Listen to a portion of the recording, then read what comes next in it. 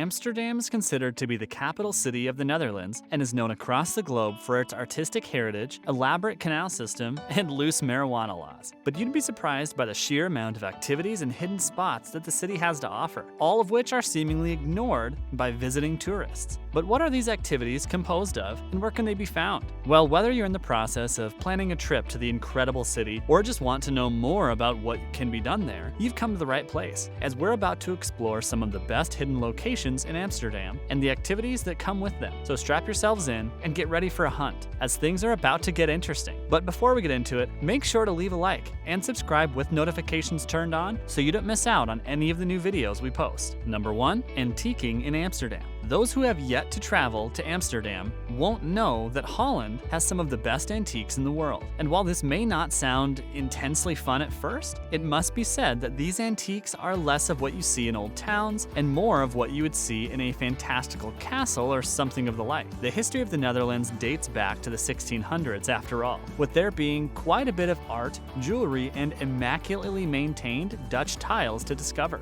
You'll also be quite impressed by the Delft-style Dutch tiles that are held by many as prized possessions, often using them to spruce up their homes in the best way possible. Citizens and visitors alike can even purchase similar tiles that date back to pre-1700, which is an exciting prospect. Who doesn't want to own a relic, right? To get your hands and eyes on some of the greatest antiques in Amsterdam, head on over to the Antiek district, just north of Rijksmuseum on Nieuw Spiegelstraat. Owning a piece of history for less than a small fortune is incredible, and lying to your friends about how much you paid for it is even better. So if you end up visiting Amsterdam, make sure to get the full experience by not only checking these antiques out, but purchasing your very own Dutch tile. They're decorated with thousands of different images, so there's no doubt that you'll be able to find at least one that you like. At least that way, you'll always own a piece of history and have a new story to tell your friends and family. Number 2. Visiting the Hortus Botanicus. We know what you're thinking. Why travel all the way to Amsterdam to view a botanical garden when botanical gardens can be found all over the world? Well, we're here to tell you that not all botanical gardens were created equally, with the prime example being the Hortus Botanicus in Amsterdam. What makes this gem even better is its hidden nature, allowing it to be kept off the beaten path by avoiding the spidey senses of the visiting tourists. In other words,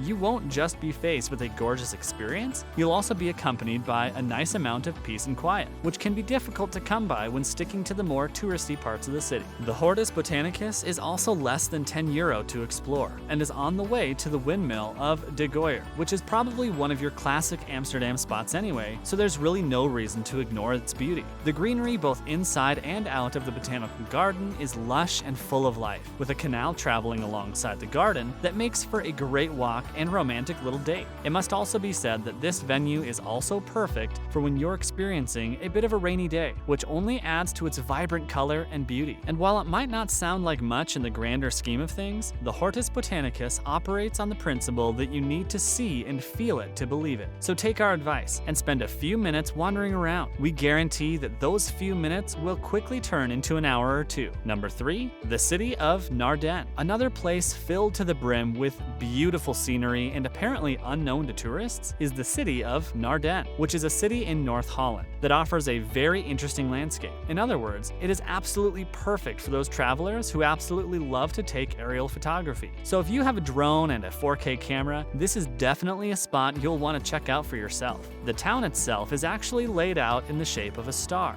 which is one of the reasons why aerial photographers like to spend their time there. It is also filled to the brim with history, as it was used as a stopover for British bomber brigades during the Second World War, who were at that point on the way to Germany to try and win the war. It must be said that the city is a little bit difficult to get to by train, so you'd probably be better off renting a car and driving there yourself. As you can imagine, this little inconvenience has turned away quite a bit of tourists, so you will feel comfortable having the quiet little town to yourself. But if you do want to take the train, the trip should take you around 35 minutes from Central Station, and you'll most likely have to transfer at some point or another. Otherwise, go ahead and take a drive from Amsterdam city center, as this trip should only take take about 25 minutes. This will also allow you to road trip through the countryside, which is a definite plus. Number 4, take part in the market hopping experience. Like the antiques that are spread across Amsterdam, but kept out of sight until you actually make a plan to look for them, the same can be said for the many markets of the city. And like any selection of markets, you'll be able to find a different selection of art, cheese, and other produce at each and every one.